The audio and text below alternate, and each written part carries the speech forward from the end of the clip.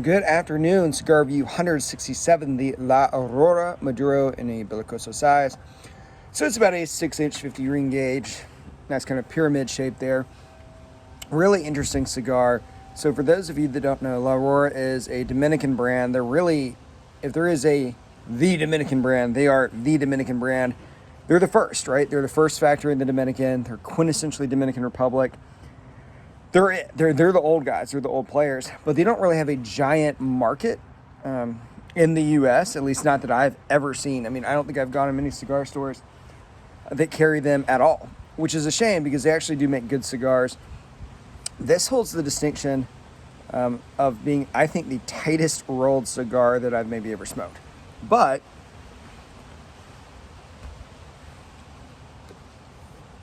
it still has really good draw.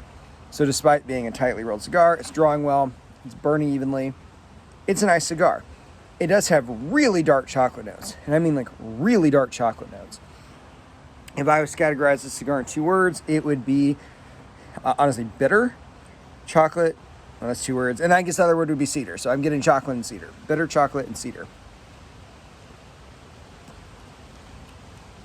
The other word that I got was a little bit of musty.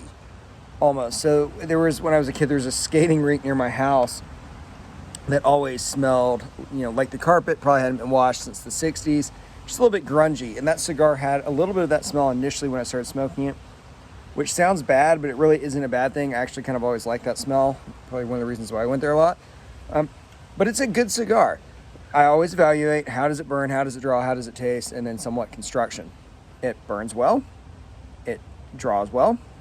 It's tremendously well constructed. It has Connecticut broadleaf, so it's that really dark, nice Maduro. I mean, flawless construction. This is a high quality cigar.